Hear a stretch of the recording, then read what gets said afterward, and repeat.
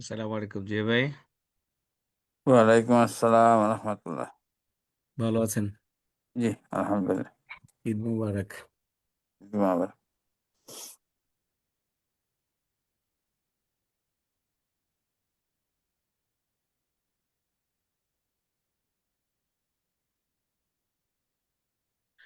আমরা 5 মিনিট ওই কি আরো 4 মিনিট অপেক্ষা করবো আর কি, ইনশাল্লাহ।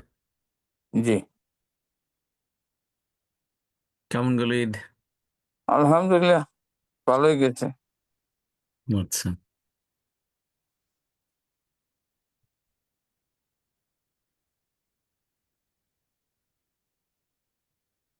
আজকে তো কিছু ভাই নতুন নতুন লাগতেছে। আচ্ছা তাই। বাকিরা আসবে, এটা বিভিন্ন বিষয়ের সাথে কানেক্টেড হয়তো বা।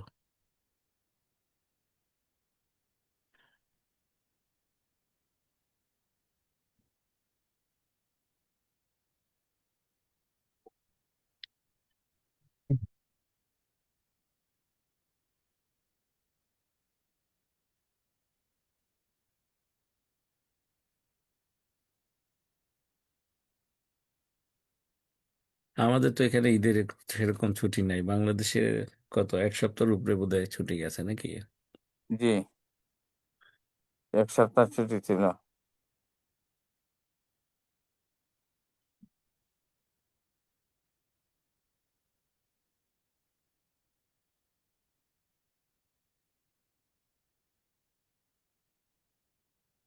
এখানে তার ঈদের ছুটি নাই। পার্সোনাল যারা চায় ওই দিন অফ নেয় আর কি। হুম।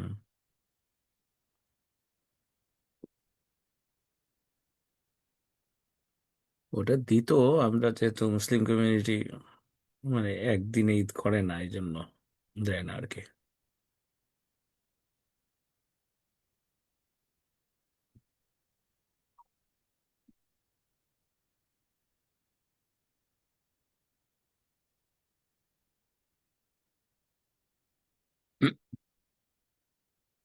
আমরা 2 মিনিটের মধ্যে শুরু করবো ইনশাল্লাহ।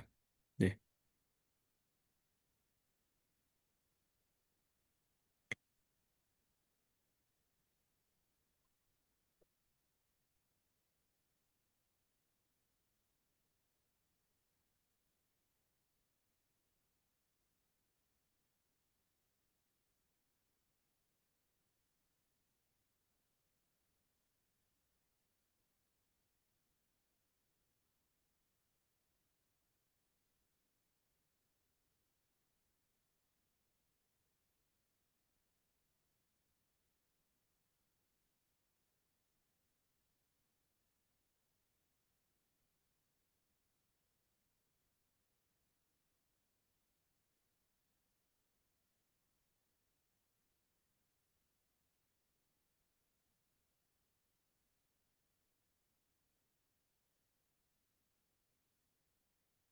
শফিউল্লাহ ভাই জয়েন করছে না?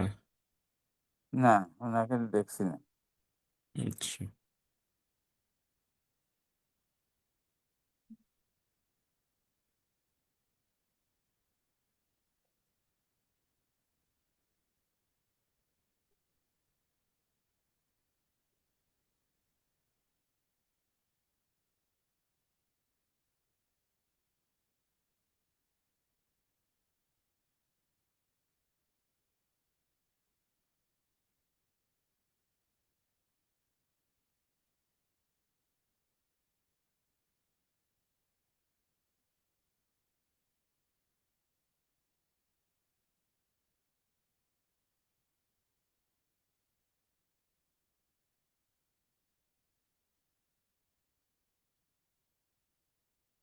হ্যাঁ জিয়া ভাই, শুরু করে দেন জি।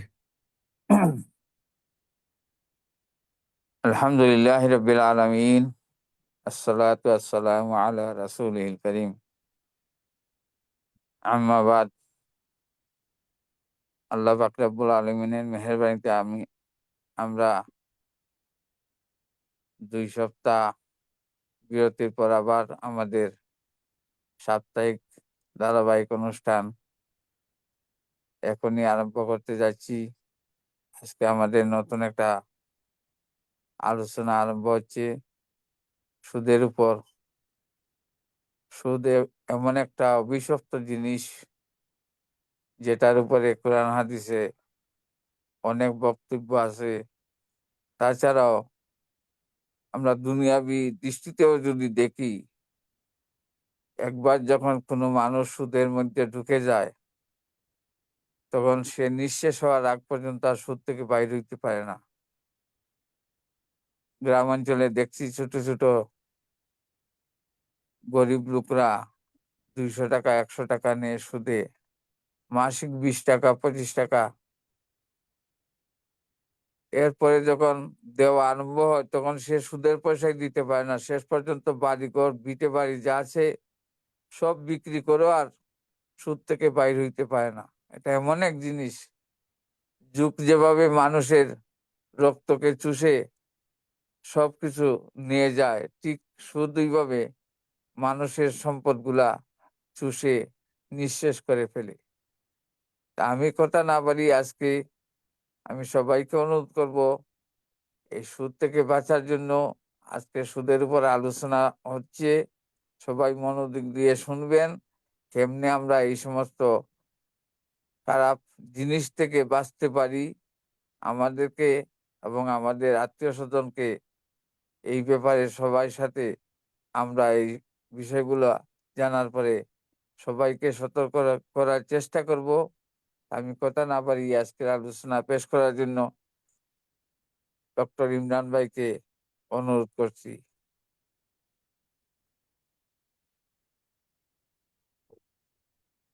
আসসালামু আলাইকুম রহমতুল্লাহ বরকাতুহু। আলহামদুলিল্লাহ রবিল আলমিন ওসালাত ওসালাম আলা রসুলিল করিম ও আলা আলিহি ও আসহাবি আজমাইন।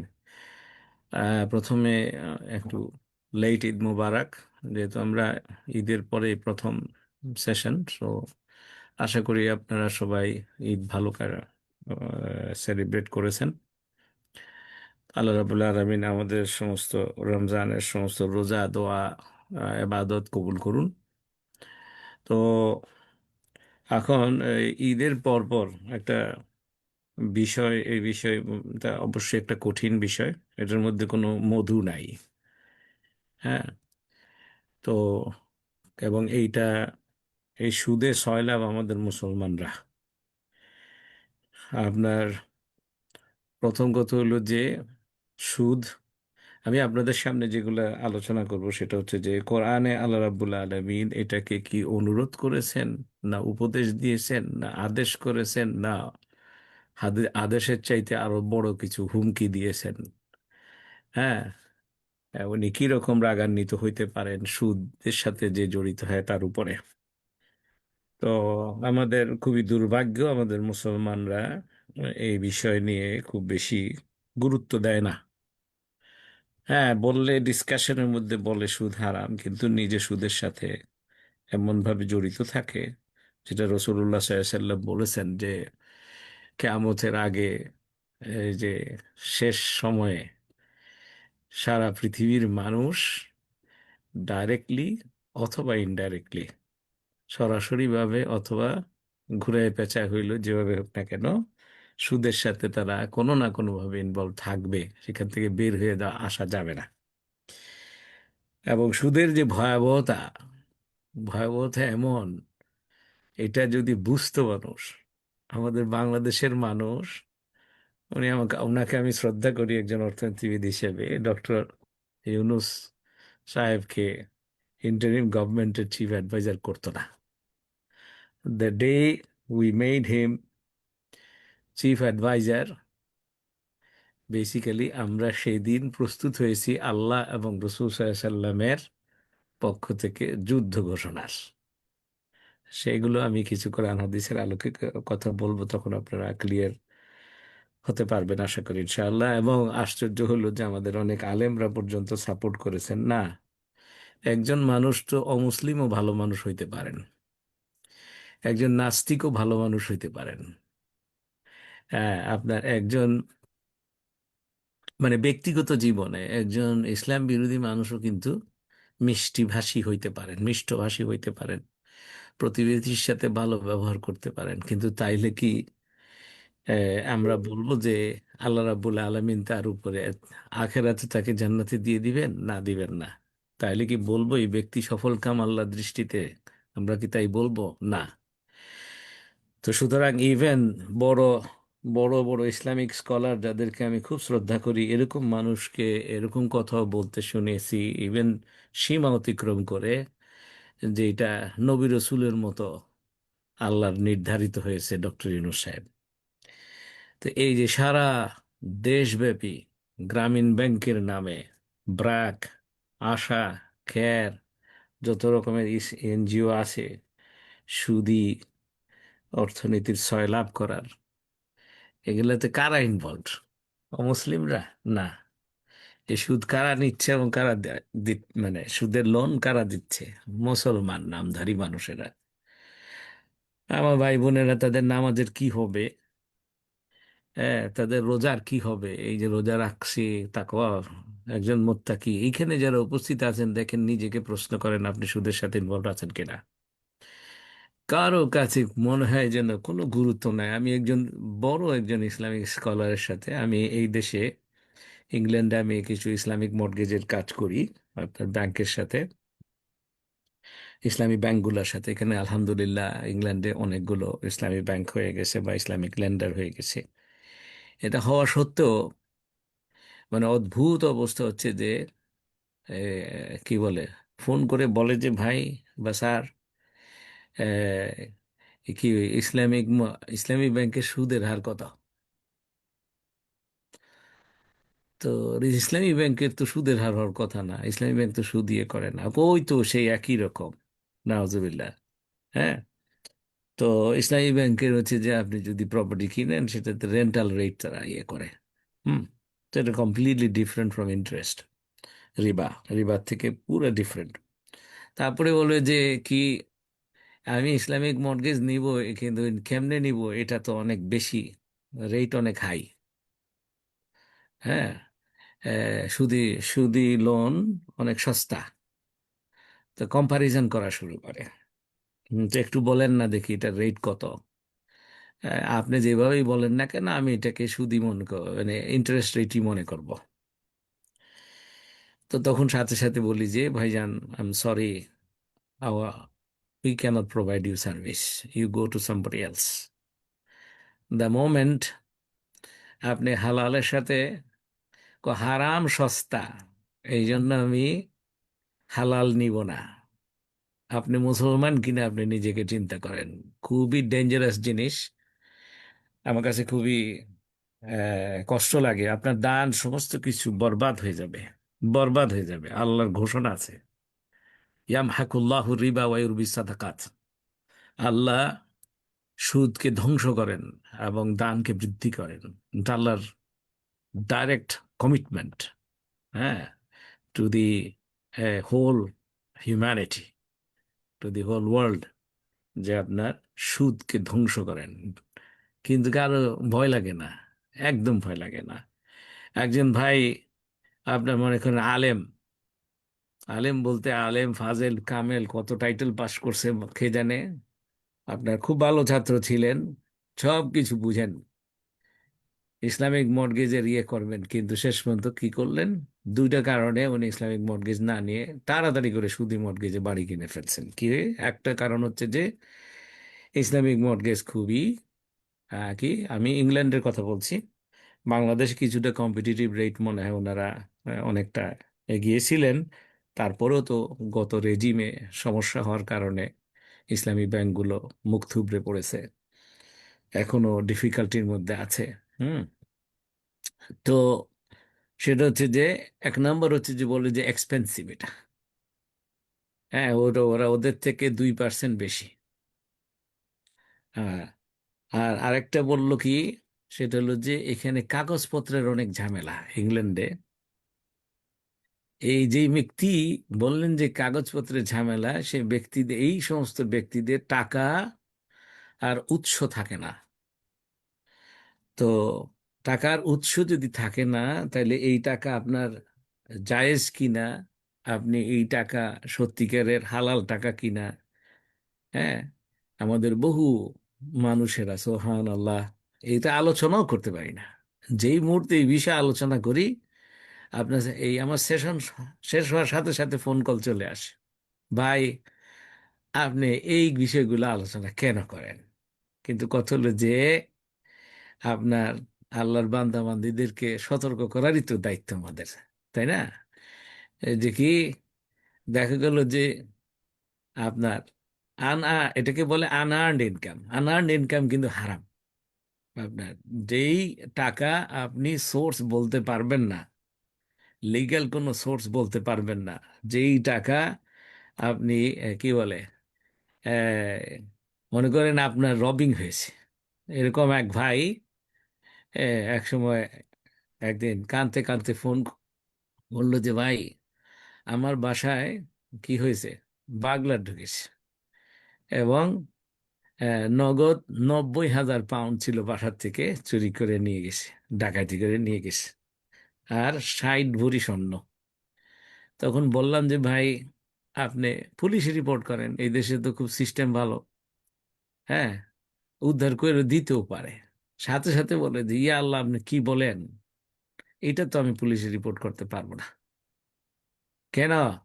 কারণ এই টাকা আপনার আইনগতভাবে ইনকাম করা না। কিভাবে হইতে পারে এরকম যে মিথ্যা কথা বলে, অসত্য কথা বলে, সত্যকে লুকিয়ে আপনার অনেক রকমের benefit, universal credit, what ever গভর্নমেন্টের আপনার সুবিধা নিয়ে আপনার ইনকাম করেছে, কিন্তু যেই থ্রেশহোল্ড আছে, হ্যাঁ, 12,570 পাউন্ড না 750 পাউন্ড, এটার নিচে হইলে ট্যাক্স দিতে হয় না। অ্যাকাউন্টেন্টের কাছে যে রিকোয়েস্ট করে যে কি আমাকে মানে বাৎসরিক ইনকামটা 12,570। আচ্ছা, আমার অ্যাকাউন্টেন্ট ভাই তো এখানে আছেন, শফিউল্লাহ ভাই আছেন, আরো কেউ আছেন বোধহয়। 12,570ই তো না, না 750? তো আমার বেতনটা এইটার নিচে রাখেন যাতে আমার সুদ দিতে, সরি কি বলে, সুদ ট্যাক্স দিতে হয় না। আর ওইদিকে আমি সে কি করবে আপনার গভর্নমেন্টের থেকে মানে লো ইনকাম হিসেবে বেনিফিট নিবে। সারা স্যার হারাম, সবটা হারাম, তার জীবন হারাম, তার কি বলে সে খাবার কিনতেছে সেটা হারাম। রসুল্লাহ সাল্লাম বলছেন যে কি, আপনাদের কাছে কেমন লাগছে ভাই বোনেরা, কি কঠিন কথা বলছি, একদম আমি অথেন্টিক সোর্স থেকে বলছি। রসুল্লাহ সাল্লাম বলেছেন যে কি কি বলে আম, মরুভূমিতে বান্দা আহ, তার উট এবং দ্রব্য সামগ্রী খাবার দাবার সব সহ উট হারাই ফেলছে। এই অবস্থায় সে হাত তুলে বলতেছে ইয়া রব, ইয়া রব। সে কোন সাহসে তার রবকে ডাকে যখন তার যে গায়ের পরিধানের কাপড় হারাম, পেটের ভিতরে যা খাবার গেছে তা হারাম। হারাম কিসের? হারাম ইনকাম থেকে, হ্যাঁ, তার জীবনে বেড়ে ওঠা হারাম, তার সমস্ত রসদ হারাম। এই অবস্থায় হাউ ডেয়ার হি, এই অবস্থায় কিভাবে সে সাহস করতে পারে যে তার রবকে সে ডাকতেছে, যে তার রব তার ডাকে সাড়া দিবে? হ্যাঁ, তো এখন তো এই এমন একটা অবস্থা, মানে হারামের মধ্যে থাকতে কোনো অসুবিধা নেই, দেখি যে 5 ওয়াক্ত নামাজ পড়লে আপনি ছাড় পেয়ে যাবেন, নো, ছাড় পেয়ে যাবেন না। রমজানে তারাবি নামাজ পড়তেছে আপনার, এই তারপরে বিভিন্ন নামাজ, আবার হালকি মাগরিবের নামাজে হালকি নামাজ পড়ে, কি নামাজ পড়ে আল্লাহ ভালো জানে আপনার, হ্যাঁ, পড়ছে পড়ছে পড়ছে, অথচ আপনার কি ইমাম ইবনে কাইয়্যিম আয-জাওজিয়া রাহিমাহুল্লাহ বলছেন যে সর্বনিকৃষ্ট নামাজি, সর্বনিকৃষ্ট রকমের নামাজের নামাজি কে, তার নামাজ তাকে জাহান্নামে নিয়ে যাবে। তো এটা এই ধরনের মানুষগুলাই হওয়ার কথা, যে সমস্ত মানুষের নামাজ ইন্না সালাতা তানহা আনিল ফাহশাই ওয়াল মুনকার, নিশ্চয়ই নামাজ ফাহেসা বা অশ্লীল কাজ এবং গুনার কাজ থেকে বিরত রাখে। আপনার নামাজ যদি সুদ থেকে বিরত না রাখে, তাইলে আপনাকে চিন্তা করতে হবে আপনার নামাজ আসলে আল্লাহ যে নামাজ চাচ্ছে সেটা হচ্ছে কিনা। আপনার নামাজ যদি মদ থেকে আপনাকে বিরত না রাখে, জুয়া থেকে বিরত না রাখে, জেনা থেকে বিরত না রাখে, গীবত থেকে বিরত না রাখে, সমস্ত কবিরা গুনাহগুলোর থেকে যদি বিরত না রাখে, তাহলে আপনাকে সোল সার্চ করতে হবে যে আপনার নামাজ আসলে হচ্ছে কিনা। আমার ভাই বোনেরা, একজন বড় আলেম, হ্যাঁ, আচ্ছা ঠিক বললাম কি দুইটাই, একটা বললেন যে হলো যে আহ, জিনিসটা যে সুদ না সেটাও বুঝে না, বলতেছে এটা সুদের হার একটু বেশি ইসলামিক মর্টগেজের, এই জন্য আমি যাব না। হ্যাঁ, আর আরেকটা হলো কি, কাগজপত্র বেশি চায়, পেপার ওয়ার্ক। এখন আমার ভাই বোনেরা পেপার ওয়ার্কের অবস্থা খারাপ, লাইন ধরে লম্বা জুব্বা পরা, মাথায় টুপি দেওয়া, লম্বা দাড়ি পরা, 5 ওয়াক্ত নামাজ জামাতে পড়ে, সুবহানাল্লাহ। আমার ভাই বোনেরা, 5 ওয়াক্ত নামাজ কে, মোনাফেকের সর্দার আব্দুল্লাহ বিন উবাইও রসুল সাল্লাল্লাহু আলাইহি সাল্লামের পিছনে দাঁড়িয়ে পড়তেন। সুতরাং আপনি গর্বিত ফিল করবেন না যদি আপনার কাছে সুদের লেনদেনের বিষয় আছে, শর্মিন্দা হয়ে যান আল্লাহর কাছে তাড়াতাড়ি। একটা ঘর যদি আপনার এখনো যদি সুদি মর্টগেজে থাকে, হয় রিফাইন্যান্স করেন ইসলামিক মর্টগেজে, আর নাহলে আপনার এই বাড়ি দরকার হলে কম দামে আপনার লস করে হলে বিক্রি করে দেন তাড়াতাড়ি। কেন আপনি, আমি যে কোনো মুহূর্তে মারা যেতে পারি, দ্যার ইজ নো গ্যারান্টি যে একটু পরেই আমরা মারা যাব কিনা। সুতরাং এই সুদ ঘাড়ে নিয়ে আপনি মৃত্যুবরণ করার চেষ্টা করিয়েন না, চিন্তা রাখিয়েন। তো এই কথা বলে আর কি, যে আমি এখন আসেন যে এতক্ষণ ধরে বললাম এগুলো কোরআন হাদিসের আলোকেই, কিন্তু এখন কোরআনের রেফারেন্স দিয়ে একটু কথা বলি আপনাদের সামনে।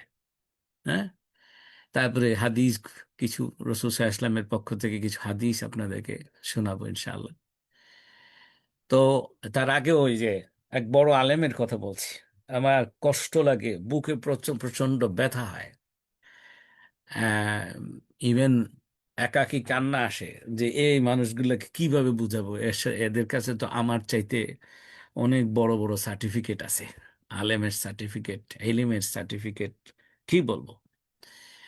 হ্যাঁ, আপনার বড় মুফতি, বড় ফিকহবিদ, সুবহানাল্লাহ, আমাকে সুন্দর করে একেবারে নির্দ্বিধায়, কোনো মানে নির্বিকার বলতেছে যে না, আমি ইসলামিক মর্টগেজ নিব না, কারণ হচ্ছে ইসলামিক মর্টগেজটা এক্সপেন্সিভ, তো আমার অসুবিধা নাই সুদি মর্টগেজে। এমন মানুষ যিনি বড় একজন খতিব, ঈদের খুতবা দেন, ঈদের নামাজ পড়ান, জুমার খুতবা দেন, আল্লাহ একবার একেবারে নির্দ্বিধায় অবলীলায় বলে ফেলছেন, আমার ঘৃণা লাগে এই যে এই মানুষগুলা। এবং আমার কাছে মনে হয় যে কি, এই মানুষগুলা ইমামতি করে বলে, এই মানুষগুলা আপনার খুতবা দেয় বলে খুতবারও কোনো তাসির হয় না, কারণ তার নিজের জীবনই তো তিনি পরিবর্তন করতে পারেন নাই। তো এখন কেন আলেমের কথা বললাম, আবার ভালো আলেম আছেন, ওনারা টোটালি ইভেন মানে কোনো সন্দেহজনক জিনিসের মধ্যে ইনভলভ হবেন না বলে কোনো ঘরই কিনেন না, এরকম মানে খুবই সাহি মোত্তাকি আলেম আছেন, যার কারণে রসুল সাল্লাল্লাহু আলাইহি সাল্লাম যেটা বলছে সেটারই প্রমাণ মিলে হাসরের ময়দানে। রসুল সাল্লাল্লাহু আলাইহি সাল্লাম বলেছেন যে কি, দুই দলেরই সর্বভাগে অগ্রভাগে আলেমরা থাকবেন, জান্নাতীদের অগ্রভাগে আলেমরা থাকবেন, এবং জাহান্নামীদের অগ্রভাগেও আলেমরা থাকবেন। তখন সাহাবীরা জিজ্ঞেস করেছিলেন রসুল সাল্লাল্লাহু আলাইহি সাল্লামকে যে আলেমরা তো জান্নাতীদের অগ্রভাগে তো থাকার কথাই, হ্যাঁ, কিন্তু জাহান্নামীদের অগ্রভাগে এটা কেমন ধরনের আলেম? বলছে যে এরা হচ্ছে ওলামায়ে সু, যারা হচ্ছে যে আপনার মানে কি, যে আমার মৃত্যুর পরে বেদাত, হ্যাঁ, একেবারে আপনার উত্থাপন করবে এবং গুনার কাজে মানুষকে লিপ্ত করবে, এবং কনফিডেন্সের সাথে করে, আল্লাহু আকবার, কিভাবে যে করে, এদের দিলে কেন ইয়ে হয় না যে আপনি এরকম একটা জিনিস বলেন বা করেন, এটার দায় তো আপনাকেও নিতে হবে। আপনি যাকে বলছেন তিনি যদি কয় ঠিক আছে কোনো অসুবিধা নাই, সুদি মর্টগেজে একটা ঘর নিয়ে নেওয়া যাবে, কোন সাহসে বলেন আপনি, কোন সাহসে? আল্লাহ একবার। তা এখন এই আল্লাহ কি বলতেছেন আমরা একটু শুনি। যে আপনারা, আমি বলবো যে আপনাদেরকে একটু লেখে নেন নোট, সূরা বাকারার 275 থেকে 281 নম্বর আয়াত। কয়টা আয়াত হলো? 7টা আয়াত। হ্যাঁ, এরপরে সূরা আলে ইমরানের 130 নম্বর আয়াত, আরো কিছু আয়াত আপনাদেরকে বলবো ইনশাআল্লাহ, যেখানে আল্লাহ রাব্বুল আলামিন কোনো অ্যাম্বিগুইটি রাখেন নাই। এই যে কোরআনের মধ্যে দুই ধরনের আয়াত আছে, একটা হচ্ছে মহকামাত, হুকুমেরা, হ্যাঁ, আপনার হালাল হারামের বিধান, এগুলো আল্লাহ রাব্বুল আলামিন কি করছেন, পরিষ্কার দিয়ে দিয়েছেন। এটা কোনো আপনার আরেকজন আলেমের তাফসিরের অপেক্ষা করতে হবে না, আপনি পড়লেই আপনি ক্লিয়ার বুঝবেন যে এটা করতে হবে, এটা করতে হবে না। এইভাবে করে আল্লাহ রাব্বুল আলামিন ডাইরেক্ট বলেছেন। হ্যাঁ, আরেকটা হচ্ছে গ্রুপ হচ্ছে মুতাশাবিহাত, মানে কি, আহ, দ্বৈত কিংবা বেশি অর্থবোধক, আপনার এটাকে ইন্টারপ্রেট করার অপেক্ষা রাখে। তো সেগুলো নিয়ে রাসূল সাল্লাল্লাহু আলাইহি ওয়াসাল্লাম বলছেন বেশি নাড়াচাড়া না করতে। যাদের নিয়ত খারাপ তারা মহকামাতের আদেশের আয়াতের থেকে আপনার মুতাশাবিহাতের আয়াত দিয়ে নাড়াচাড়া বেশি করে। আচ্ছা, তো আসুন এই আয়াতগুলো সব মহকামাত আয়াত, পরিষ্কার, একটি অর্থপূর্ণ, এখানে কোনো দ্বৈত অর্থের কোনো স্কোপ নাই। আল্লাহ রাব্বুল আলামিন কি বলতেছেন দেখেন, আল্লাযীনা ইয়াকুলুনা রিবা লা ইয়াকুমুনা ইল্লা কামা ইয়াকুমুল্লাযীনা ইয়াতাখাব্বাতুহুশ শাইতানু মিনাল মাস। কোথায়? হাসরের ময়দানে। উনি আল্লাহ রাব্বুল আলামিন প্রথমে শুরু করলেন যে হাসরের ময়দানের অবস্থানের ভয় দেখিয়ে উনি শুরু করলেন আল্লাহ রাব্বুল আলামিন এই আলোচনাটা, যে যারা সুদ খায় ডাইরেক্ট ইয়াকুলুনা রিবা, এখানে কোনো অ্যাম্বিগুইটির বিষয় নাই। তারা কিয়ামতে দাঁড়াবে এমন ভাবে ওই ব্যক্তির মতো যে ব্যক্তিকে শয়তান একটু আসর করে আপনার স্পর্শ করে কি করছে, মাথা খারাপ করে দিছে, মহাবিষ্ট করে ফেলছে। মাস, আপনার সে দিশা হারায় গেছে, সে বুঝতে পারবে না এখন কোথায় দাঁড়ায় আছে, সে খালি এদিক ওদিক ঘুরে গেল, কি যে তার কোনো দিশা নাই, he will not be himself. হ্যাঁ, এই অবস্থায় মানে ব্যাবলা হয়ে যাবে সে হাসরের ময়দানে। আপনি যদি এরকম হয়ে যান, আপনার তো সর্বনাশ, কোনো প্রশ্নের উত্তর দিতে পারবেন না। আপনি এই তো হাজার হাজার ওয়াক্ত নামাজ পড়ছেন আপনি, হ্যাঁ, তা আল্লাহ জিজ্ঞেস করলে আপনি হ্যাঁ হ্যাঁ, হ্যাঁ, এরকম করবেন কেন? আপনার মুখ দিয়ে উত্তর আসবে না, জবাব আসবে না। আমার ভাই বোনেরা, এটা আল্লাহর কি ডাইরেক্ট কমিটমেন্ট এটা, যে যারা সুদ খায় তাদের অবস্থা এরকম হবে। এরপরে আল্লাহ বলতেছেন যে কি, এরা কারা, তাদের এই অবস্থার কারণ কি? যালিকা বিআন্নাহুম ক্বালু ইন্নামাল বাইউ মিছলুর রিবা। আমাদের অনেক মুসলমানে, অনেক নামধারী মুসলমান, কি বলবো, মুসলমান বললে তো মুসলমান, এটা তো বলার কথা না, তাইলে নামধারী মুসলমানই বলবো। আমাদের অনেক নামধারী মুসলমান এই কথাটা খুব হালকাভাবে বলে ফেলে।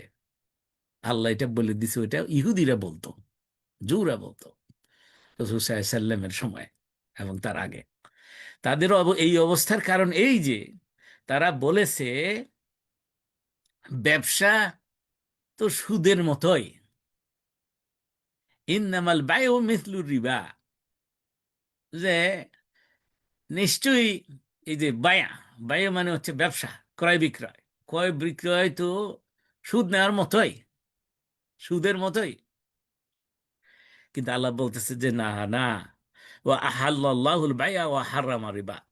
যারা ইসলামিক ব্যাংকিং, আমি জানি যে এখানে পার্টিসিপেন্টদের মধ্যে আছেন কিছু ইসলামিক ব্যাংকারও আছেন, তাদের কাছে নিশ্চয়ই এই অংশটা পরিচিত, ও আহাল্লাহুল বায়া ও হাররামা রিবা। এটা এই 275 নম্বর আয়াতের একটা অংশ, যে কি, অথচ আল্লাহ বাইয়াকে বা ব্যবসাকে বা ক্রয় বিক্রয়কে বৈধ করেছেন, হালাল করেছেন, এবং সুদকে করেছেন হারাম, রিবাকে করেছেন হারাম। ফামান জাআহু মাউইযাতুম মির রাব্বিহি ফান্তাহা ফালাহু মা সালাফা ওয়া আমরুহু ইলাল্লাহ। এটা খুব একটা চমৎকার একটা গুড নিউজ, একটা চমৎকার একটা সুসংবাদ আল্লাহ রাব্বুল আলামিন বলছেন। হুম, যে কি সেটা, এরপর এই যে সুদের আয়াতটা নাজিল হওয়ার পরে, এটা যখন যে জানতে পারলো বান্দা, আমার বান্দা, এরপরে সে যদি সাথে সাথে অ্যাকশন নেয়, যার কাছে তার রবের পক্ষ থেকে এই উপদেশ এসেছে এবং সে বিরত হয়েছে, এ তখন থেকে সে থেমে গেল, তাহলে পূর্বে যা করছিল সে না জানার কারণে এইটা তার রয়ে গেল, আর তার ব্যাপারে ব্যাপারটা আল্লাহর উপরে নির্ভরশীল।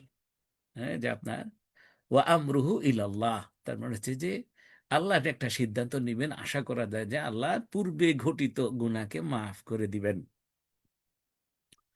কিন্তু যারা এবার এবার আল্লাহ হুমকি দিতেছেন, হুঙ্কার করতেছেন, ওয়ামান আদা ফাউলাইকা আসহাবুন নার হুম ফিহা খালিদুন।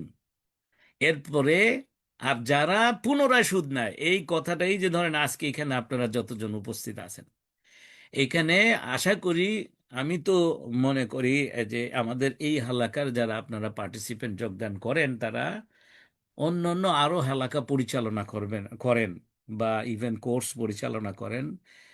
যেহেতু আমি এখানে কোরআন হাদিস ভিত্তিক অথেন্টিক রেফারেন্সে কিছু আলোচনা রাখি, এটা ক্লাসের মতো। এখান থেকে আ- আহ, আল্লাহ তৌফিক দিক, আপনারা এখান থেকে রসদ নিবেন, মানুষকে পৌঁছাবেন ইনশাআল্লাহ। হ্যাঁ, তো আমি আশা করি যে এই কি বলে এই এখানে সবাই এই সুদের বিষয়ক আলোচনা অনেক শুনেছেন নিশ্চয়ই। কিন্তু এখানে যদি কেউ নূতন কেউ থাকেন এরকম, যিনি ওই কথাগুলো আজকে প্রথম শুনছেন মনে হয়, তাহলে আপনার জন্য হচ্ছে এটা কি, আল্লাহ বলতেছেন যে তুমি যদি থেমে যাও, তাহলে তোমার আগের গুলো কি আমি মাফ করে দিব। কিন্তু তারপরেও যদি তুমি পুনরায় যদি তুমি সুদ নাও, ওমান আদা, হ্যাঁ, উলাইকাও আসহাবুন নার, এই যে এর পরেও যদি তুমি এই শত্রুর অবস্থানে থাকো, আমার বিপরীতে থাকো, তাহলে তারাই দোজখে যাবে, আর তারা সেখানে হুম ফিহা খালিদুন, তারা সেখানে চিরকাল অবস্থান করবে। তো আল্লাহ রাব্বুল আলামিন, এটা কিন্তু মাত্র একটা আয়াত, এই যে 275 নম্বর আয়াতটা যদি বুঝে ফেলে একজন, মানে তার কি জীবন সফল কাম হয়ে যাবে ইনশাআল্লাহ। এই যে যে কোনো লেনদেনের ব্যাপারে, সুদী লেনদেন থেকে বিরত থাকার ব্যাপারে, এবং এই যে ছেড়ে দেওয়া, এই যে মনে করেন যে আপনি যিনি শুনছেন, আপনার যদি সুদী মর্টগেজে বাড়ি কেনা থাকে, আজকে নিয়ত করে ফেলেন যত তাড়াতাড়ি সম্ভব দুইটার একটা করব আমি। হয় আমি ইসলামিক রিমর্টগেজ করব, আপনি ওয়াদা করেন আল্লাহর কাছে, অথবা সেটা যদি আমি করতে না পারি, হ্যাঁ, আমি যদি কোয়ালিফাই না করি, তাহলে আমি আমার এই বাড়িটা যত তাড়াতাড়ি সম্ভব, ইভেন লসে হলেও আমি বিক্রি করে দিব, আমি সুদ থেকে মুক্ত হব। আচ্ছা, এটা বলার পরে আমি একটা সুন্দর কথা মনে পড়ে গেছে। মাঝে মাঝে আমার খুব ভালো লাগে, আমাদের মুসলিম কমিউনিটির মধ্যে এরকম ভালো মানুষও আছেন যারা এই জিনিসগুলো বুঝেন। একজন ডাক্তার, একজন আলহামদুলিল্লাহ, উনি আহ, তার পুরো সাকসেসফুলি ওনার প্রপার্টি রিমর্টগেজ করিয়ে সুদের থেকে মুক্ত হয়েছেন। উনি একদিন আসলেন, এসে আমাকে, মানে আমার বন্ধু মানুষ, যে বললেন যে ভাই আমাকে বাঁচান, এত সুন্দর করে বলছেন, সুবহানাল্লাহ। এবং উনি কেঁদে দিয়েছিলেন যে আমাকে বাঁচান, আমার তো বয়স হয়ে গেল অনেক। হ্যাঁ, একজন খুব আপনার কি বলে প্রতিষ্ঠিত ডাক্তার, কনসালটেন্ট আপনার, আহ, অনেক ইনকাম করেন। হ্যাঁ, তো এই খুব কাতর হয়ে এসে বললেন যে কি ভাই আমাকে একটু বাঁচান। এই যে কি হয়েছে ভাই? আমি শুনছি যে আপনি ইসলামী ব্যাংকগুলোর সাথে যোগাযোগ আছে, ইসলামিক মর্টগেজের একটু সহযোগিতা করতে পারেন। এটা যদি আপনি পারেন, আমাকে একটু, আমার বাড়িটা আমি শুধু মর্টগেজে নিয়ে ফেলছিলাম, এটা একটু রিমর্টগেজ করায় আমাকে একটু সুদের থেকে বাঁচান। কেননা আমার ভয় হয়, বয়স যেহেতু হয়েছে, কোন সময় জানি মারা যাই। হ্যাঁ, তা আলহামদুলিল্লাহ, আল্লাহ রাব্বুল আলামিন ওনার ওই চিন্তাটা কবুল করেছেন, উনি সাকসেসফুলি আপনার বাড়িটা উনি রিমর্টগেজ করিয়েছেন। আপনার যদি ইচ্ছা থাকে, ওই যে বাংলা একটা কথা আছে, ইচ্ছা থাকিলেই উপায় হয়। এইটা কিন্তু আল্লাহ আবার বলতেছেন কোরআনের ভিতরে, লাইসালিল ইনসানা ইল্লা মা সাআ। বিউটিফুল একটা আয়াত। এই আয়াতটা আপনার কাছে মনে করেন যে এই আয়াতটা সবকিছুতে কাজে লাগে। আপনি ঋণগ্রস্ত আছেন, ঋণ মুক্ত হইতে চাইতেছেন আপনি হালাল পদ্ধতিতে, যে আল্লাহর কাছে সর্বোচ্চ কায়মনোবাক্যে চাইছেন এবং সেই অনুযায়ী সাই করতেছেন, হ্যাঁ, সর্বোচ্চ চেষ্টা। সর্বোচ্চ চেষ্টা বলছে যে আপনার সাধ্যের সর্বোচ্চ পরিমাণে যদি আপনি চেষ্টা করতে থাকেন, সাই করতে থাকেন। আমার বাবা আমাকে বলতো যে কি, বাবা তুমি হাজের আলাইসাল্লামের মতো সাফা মারোয়া সাফা মারোয়া করবা। আ- আল্লাহ যখন তোমার সাফা মারোয়া সাই কবুল হয়ে যাবে, এটা এটা কি বলে আপনার ইয়ে হিসেবে রূপক ভাবে বলতেছেন, তাহলে তুমি জমজমটা পেয়ে যাবা। আল্লাহ তোমাকে, যখন আল্লাহ তোমার সর্বোচ্চ চেষ্টায় খুশি হয়ে যাবে, তখন আল্লাহ তোমাকে জমজম দিয়ে দিবে। তার মানে হচ্ছে যে যেটা তুমি চাচ্ছিলে, যেরকম কি একটা ভালো চাকরি, হালাল চাকরি, তুমি ইন্টারভিউ দিচ্ছ, কিন্তু তুমি প্রস্তুতি ভালো করে নিবা, তুমি মিথ্যা কথা বলবা না, তুমি সত্য কথা বলবা। মাইয়াত্তাকিল্লাহ ইয়াজআল লাহু মাখরাজা ওয়ারযুকহু মিন হাইসু লা ইয়াহতাসিব। এই প্রত্যেকটা প্রিন্সিপাল তুমি যদি ফলো করে যদি তোমার সাধ্যের সর্বোচ্চ চেষ্টা করতে থাকো, তোমাকে আল্লাহ রাব্বুল আলামিন কি দিয়ে দিবে? যেটা চাইছো সেটা দিয়ে দিবে। সেই চাওয়াটা যদি জায়েজ চাওয়া হয়, হালাল চাওয়া হয়। হ্যাঁ, লাইসালিল ইনসানা ইল্লা মা সাআ। মানুষের জন্য আর কিছুই আল্লাহ রাখেন নাই, যেইটা ব্যাপারে সে প্রাণান্তকর চেষ্টা করে সেটা ছাড়া। এই জন্য আপনি দেখবেন যে আপনি আজকে ঋণ মুক্তির নিয়ত করেন, এবং সেই অনুযায়ী আপনি সর্বোচ্চ কি করা যায়, কি করা যায়, হ্যাঁ আমার কাছে কি স্কিল আছে, একটু এক্সট্রা ইনকাম করতে পারি কিনা, হ্যাঁ হালাল সোর্স কি আছে, এই সর্বোচ্চ চেষ্টা করতে থাকলে দেখবেন যে ইনশাআল্লাহ। আর এটার জন্য দোয়াও আছে। আমার তো ঋণ মুক্ত হওয়ার 6টা সিরিজের এই যে আমি হালাকা সেশনই 5-6 বছর আগে বোধহয় করেছিলাম। আহ, এটা যদি রিপিট করতে হয় দরকার হলে আবার করবো ইনশাআল্লাহ। 6টা হালাকা সেশনের একটা সিরিজ আছে। আজকে মনে হয় ভাই মোকাররম জয়েন করতে পারে নাই। ওর কাছে এগুলা, এই পুরো ভিডিও রেকর্ডগুলো আছে, বা এই আমার ইউটিউব চ্যানেলে মনে হয় আপলোড করে দিয়েছে। আপনারা দেখতে পারেন। তো এখন মূল জিনিসটা হলো যে আপনি সর্বোচ্চ চেষ্টা করতে থাকেন যে সুদের থেকে আমি মুক্ত হতে চাই। এই অবস্থায় যদি হঠাৎ ইন্তেকাল হয়ে যায়, আল্লাহর কাছে অন্তত যে বলতে পারবেন আল্লাহ আমি উদ্যোগ নিয়েছিলাম। যেমন কি এস্টেট এজেন্টকে ফোন করেন, ফোন করে বলেন যে আমি এই বাড়ি বিক্রি করতে চাই, আসো তোমরা একটা সার্ভে করো, ভিজিট করো। এই অবস্থায় আপনার ইন্তেকাল হয়ে গেছে, তার মানে হচ্ছে আপনি অলরেডি আল্লাহর দিকে অগ্রসর হয়ে গেছিলেন। তাহলে আশা করা যায় আল্লাহ রবুল্লা আলমিন আপনাকে মাফ করে দিবেন। এখন আসুন, আহ, যে সুদের ভয়ঙ্কর কুফল কি জিনিস। আমি কিন্তু প্রথমে কোরআনের আয়াতগুলো শুধু পড়ে নিচ্ছি, তারপরে যে আমি বাস্তবধর্মী কিছু ব্যাখ্যা আপনাদেরকে দিব আপনার উদাহরণ সহকারে। আজকে শেষ করতে না পারলে আগামী সপ্তাহে আবার কন্টিনিউ করবো ইনশাআল্লাহ। আমি আজ যেহেতু আমি আমি চাইবো যে আপনারা কিছু প্রশ্ন করুন। আহ, কেননা অনেকের এই বিষয়ে সমস্ত কিছু ক্লিয়ার থাকে না। আহ, তো যার কারণে আপনার প্রশ্ন থাকলে আপনি একটু প্রশ্ন রেডি রাখুন, অথবা চ্যাট বক্সে দিয়ে দিতে পারেন। আহ, তো আমি এই জন্য আমি একটু তাড়াতাড়ি আজ বক্তব্য শেষ করব, তারপরে আপনারা প্রশ্ন যদি করেন, এরপরে আমরা আগামী সপ্তাহে আবার কন্টিনিউ করব। দেখেন ইনশাআল্লাহ সুদের ভয়ঙ্কর কুফলটা কি। ওই যে শুরুর দিকে একটু বলেছি, ইয়াম হাকুল্লাহু রিবা ওয়ুরবি সাদাকাত, এটা কোন আয়াত? ওই যে কন্টিনিউশন, 276 নম্বর আয়াত সূরা বাকারার, না? ওয়াল্লাহু লা ইউহিব্বু কুল্লা কাফারিন আসিম।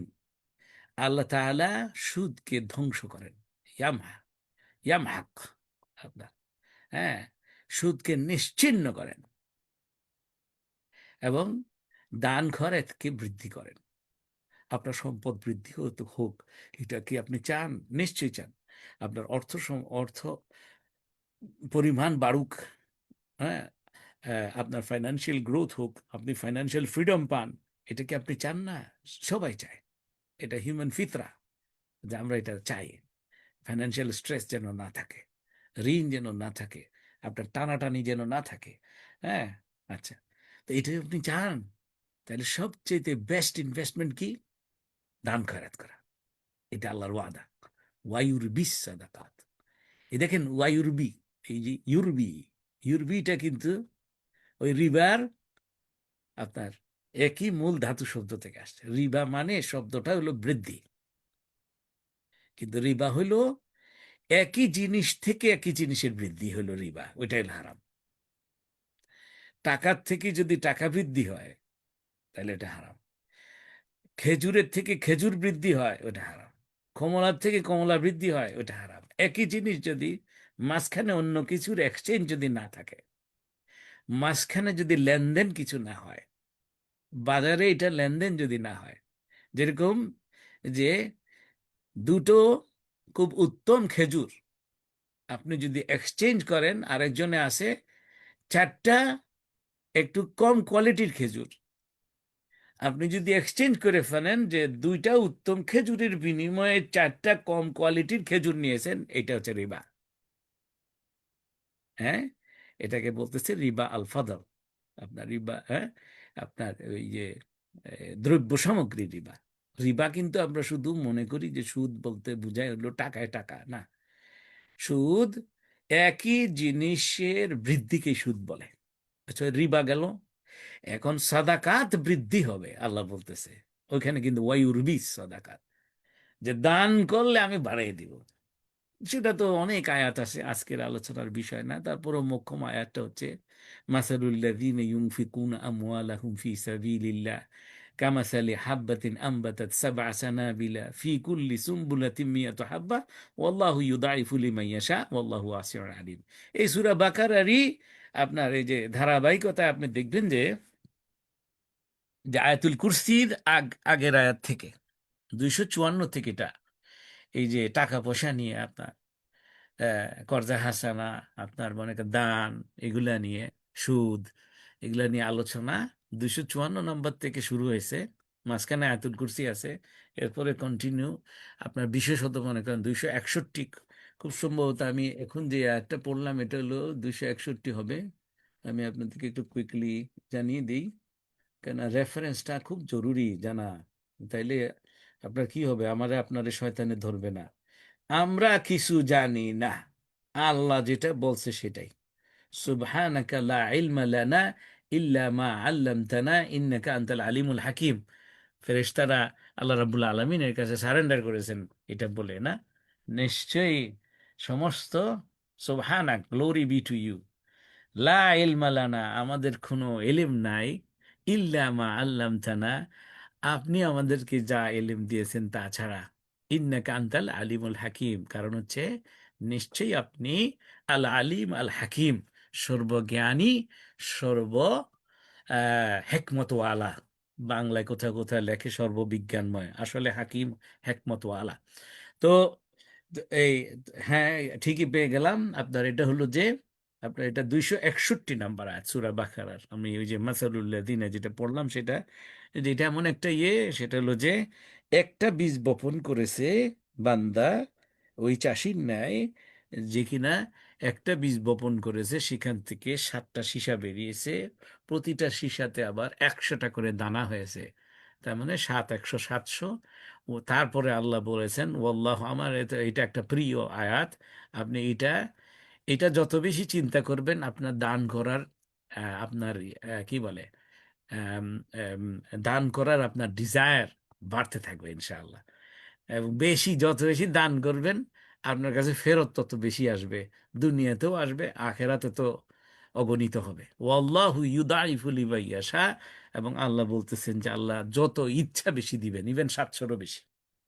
কারণ আল্লাহু ওয়াসিউন আলিম, আল্লাহ হচ্ছেন ওয়াসি, এমন এক সত্তা যিনি সারা বিশ্ব জগতের যত প্রাণী আছে তাদের সকলের সমস্ত চাহিদা সর্বোচ্চ পরিমাণ পূরণ করার পরেও আল্লাহ সেই সত্তা যার ভান্ডার থেকে এক বিন্দুও কমে না। সুবহানাল্লাহ হামদি।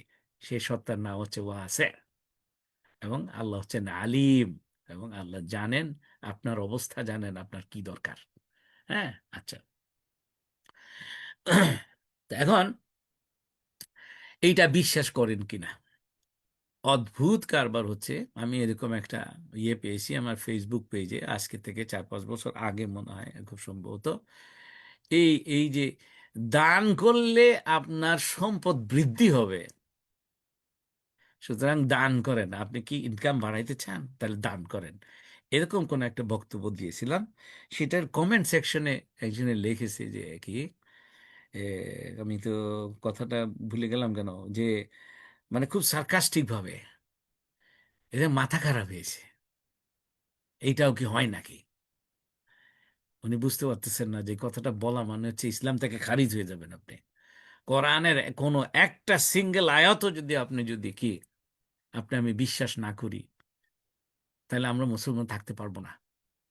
আফাতুমিনুনা বিবাদিল কিতাব ওয়া তাকফুরুনা বিবাদ, যে তারা এই যে তোমরা কি এক অংশ মানবা আর এক অংশ মানবা না, তাহলে অপেক্ষা করো, বিরাট আযাবের জন্য অপেক্ষা করো। কোরআনের প্রত্যেকটা আয়াত, প্রত্যেকটা শব্দ, প্রত্যেকটা অক্ষর আমাদেরকে বিশ্বাস করতে হবে। আমাদের যদি বুঝে নাও আসে, সেটা আমাদের প্রবলেম, আমাদের শিক্ষার প্রবলেম, আমাদের জানার প্রবলেম। আমার রব বলেছেন, সুতরাং এটা কারেক্ট। ওয়াইউরবি সাদাকাত, যে দানকে বৃদ্ধি করবেন। ঠিক আছে না? আচ্ছা, এখন তা আল্লাহ রাব্বুল আলামিন সেটাকে আবার কন্টিনিউয়েশন হিসেবে বলতেছেন, ইন্নাল্লাযীনা আমানু। এই যে দানকে, ওই যে সুদের বিপরীতে আসলে দানকে মানে কতটা মর্যাদা দেন আল্লাহ। ইন্নাল্লাযীনা আমানু ওয়া আমিলুস সালিহাতি ওয়া আকামুস সালাতা ওয়া আতাউজ যাকাত লাহুম আজরুহুম ইনদা রাব্বিহিম লা খাউফুন আলাইহিম ওয়া লা হুম ইয়াহজানুন। এই যে যারা ঈমান আনে, আমলে সালেহ করে, নামাজ কায়েম করে, যাকাত আদায় করে, ওই যাকাতটা মানে হচ্ছে ওই যে দানের একটা সবচেয়ে ফরজ যেটা, হ্যাঁ, তাদের জন্য আল্লাহ বলতেছেন যে লাহুম আজরুহুম ইনদা রাব্বিহিম, তাদের রবের পক্ষ থেকে আজর, তাদের রবের পক্ষ থেকে পুরস্কার। একটু কি চিন্তা করছেন, রব পুরস্কার দিবে, রব পুরস্কার দিবে, এটা কতটুকু। আমাদের রব যত বড়, তত বেশি উনি দিবেন, তাই না? হ্যাঁ, আল্লাহু আকবার, সুবহানাল্লাহ, আল্লাহু আকবার কাবীরা, আলহামদুলিল্লাহ। আমার সাথে পড়েন, আমরা নিশ্চয়ই ঈদের দিন পড়ছিলাম, আল্লাহু আকবার কাবীরা, আলহামদুলিল্লাহ কাসীরা, ওয়া সুবহানাল্লাহু বুকরাতা ওয়া আসীলা। হ্যাঁ, তো আল্লাহ সর্বশক্তিমান, এবং কি বলে, আল্লাহ ওয়াসি, আল্লাহ ওয়াহাব, আল্লাহ রাজ্জাকুজুল কুওয়াতিল মাতিন, আল্লাহ বাসিতার রিজক। হ্যাঁ, তারপরে আল্লাহ, আল্লাহ মানে ইয়ারযুকু মান ইয়াশা, উনি যা ইচ্ছা, যত ইচ্ছা উনি দান করেন। হুম, আপনার, তো এখন শুধু ওনার চাওয়াটাকে আপনি কি করবেন, ওনাকে আকর্ষণ করিয়ে উনি যেন চান। আর যদি উনি যদি চান, ইজা আরাদা শাইয়ান আন ইয়াকুলা লাহু কুন ফায়াকুন, যদি উনি যদি চান, তাহলে উনি শুধু বলেন যে হও, তাহলে এটা হয়ে যায়। হ্যাঁ, আমার বান্দা আব্দুর রহিম, ওর সমস্ত ঋণ পরিশোধ হয়ে যাক, তো হয়ে গেল। বিশ্বাস করেন? বিশ্বাস করেন? আমার কাছে মনে হয় যে আমার মুসলমান ভাই বোনেরা বিশ্বাস করে না। যদি বিশ্বাসই করতো, তাহলে ঘুষ কেন দেয়, ঘুষ কেন খায়? যদি বিশ্বাসই করতো, আমি শুনলাম যে এই যে কি বলে, এই মন্ত্রী হওয়ার জন্য কত শত কোটি টাকা বোধহয় লেনদেন হচ্ছে।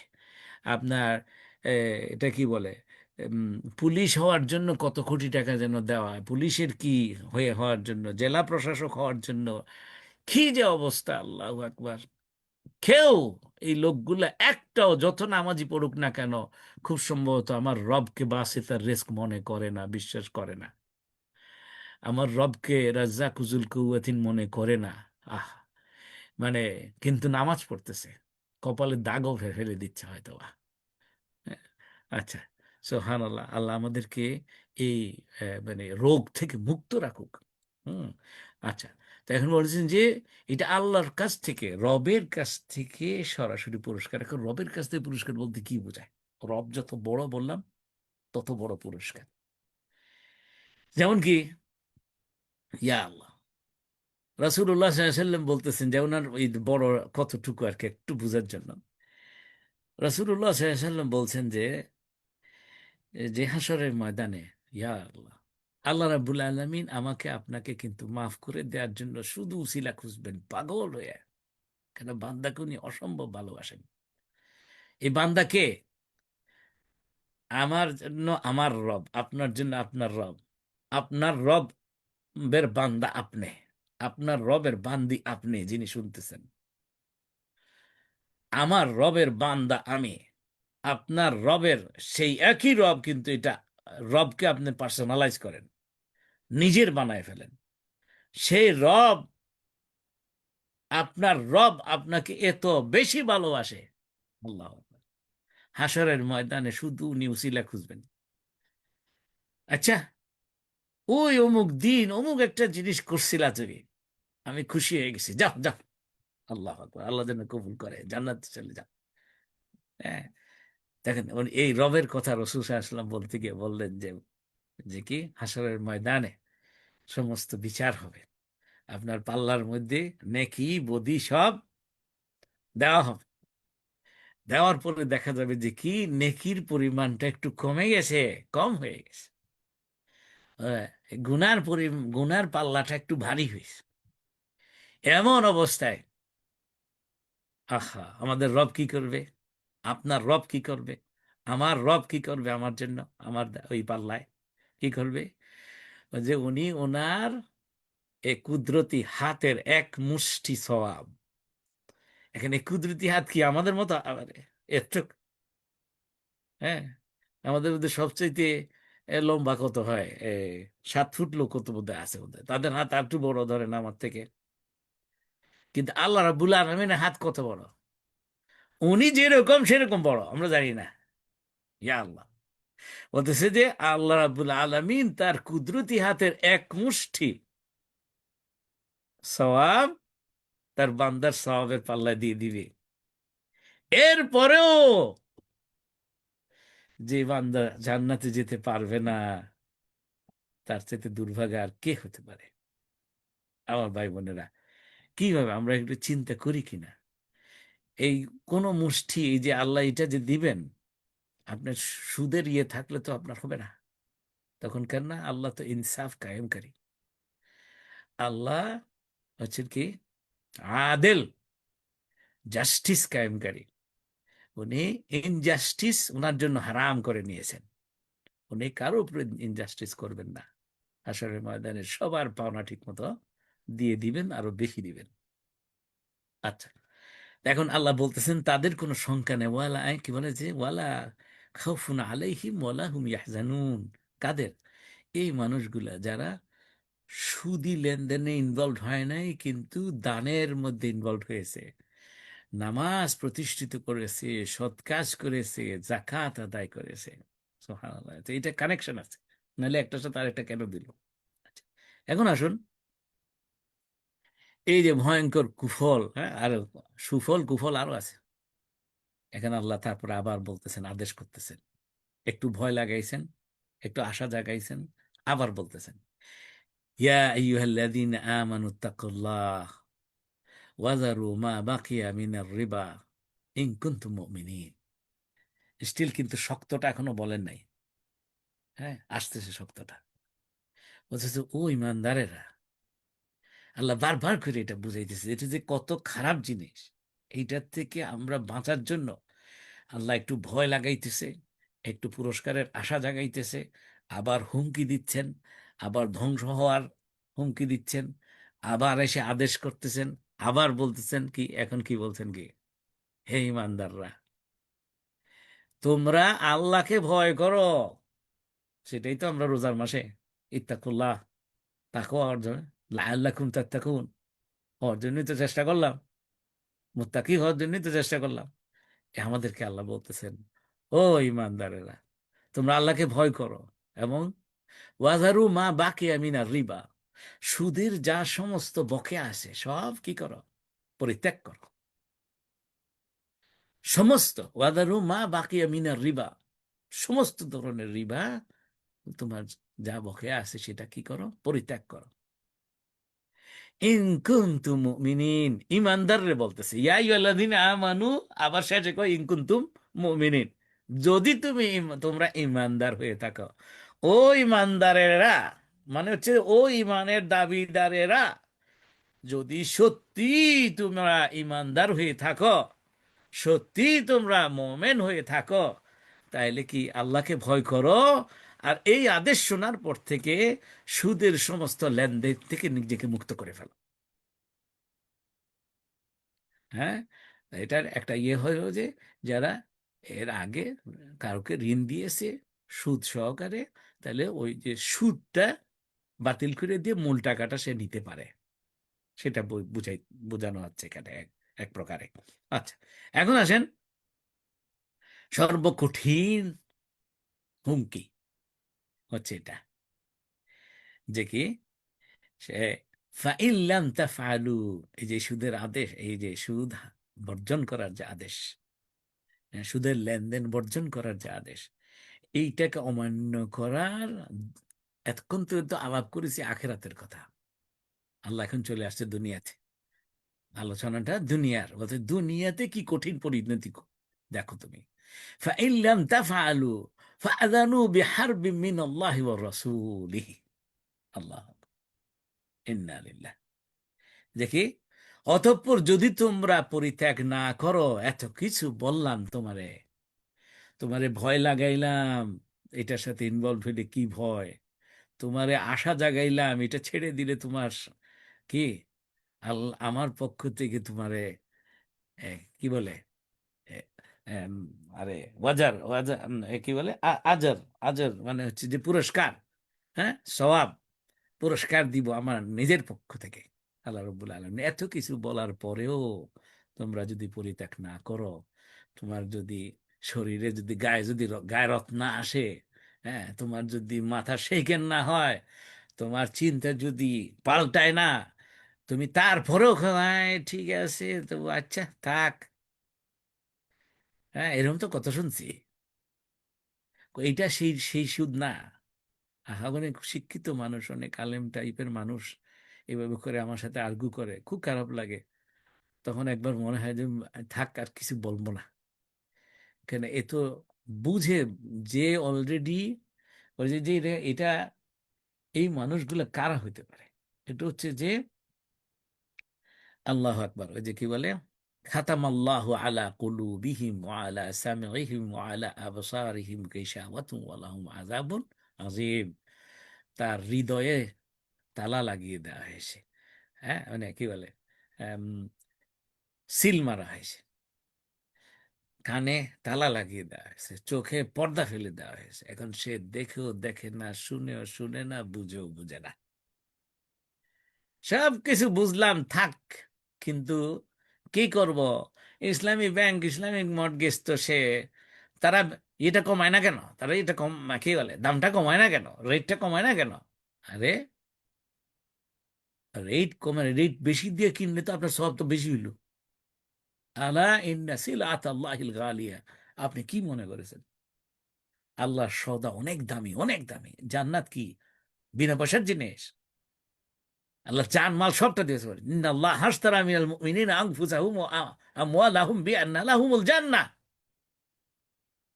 নিশ্চয়ই আপনি যদি এখানে যারা বসে আছেন শুনছেন, আপনি যদি নিজেকে ইমানের দাবিদার করে থাকেন, ইন্নাল্লাহ হাশতারা মিনাল মুমিনিন, আল্লাহ মুমিনদের সাথে সওদা করে নিয়েছে কি, মুমিনিনা বিআন্না লাহুম, ইন্নাল্লাহ আশতারা মিনাল মুমিনিনা আনফুসাহুম ওয়া আমওয়ালাহুম বিআন্না লাহুমুল জান্নাহ।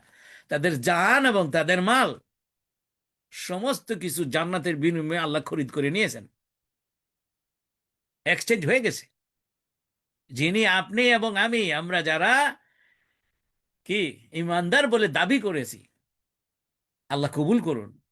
আমরা আল্লাহ তখন সাথে সাথে আল্লাহ বলতেছেন যে কি জান্নাত নিবা, এইটার বিনিময়ে তোমাকে দিতে হবে সারাটা জান, তোমার পুরো জীবন, যত কষ্টই হোক না কেন, তোমার জান ছিঁড়ে যাইতেছে, তারপরে তুমি দিতে হবে। জান্নাত পেতে চাও, এটা এত সস্তা না। কেন কম দামে কিনতে চান? কেন? আপনি কি বাজারে যেমন আপনার ইংল্যান্ডে, আল্লাহ রহমতে বাংলাদেশে তো এটা হওয়ার কথা না, বাজারে যখন একটা দোকানে যান, চেইন শপে যান, আপনি কি শুকরের গোস্তের, শুকরের মাংসের শেলফে কি যান? ওটার দাম তো কম। গরু গোশতের চাইতে শুকরের মাংস আপনার দাম কম। পর্ক, হ্যাঁ, আপনার বিফের দাম বেশি, ল্যামের দাম বেশি। আচ্ছা, এক। চিকেনের দাম বেশি। দুই, একই দোকানে আপনার দুইটা শেলফ আছে, একটা হচ্ছে হারাম চিকেনের শেলফ আর একটা হচ্ছে হালাল চিকেনের শেলফ। হ্যাঁ, দুইটা মানে কি? মুরগি টু বিগিন উইথ প্রাণী হিসেবে খাওয়ার জন্য হালাল, কিন্তু হালাল শুধু প্রাণী হালাল হইলে হয় না, এটার প্রসেসিং হালাল হইতে হবে।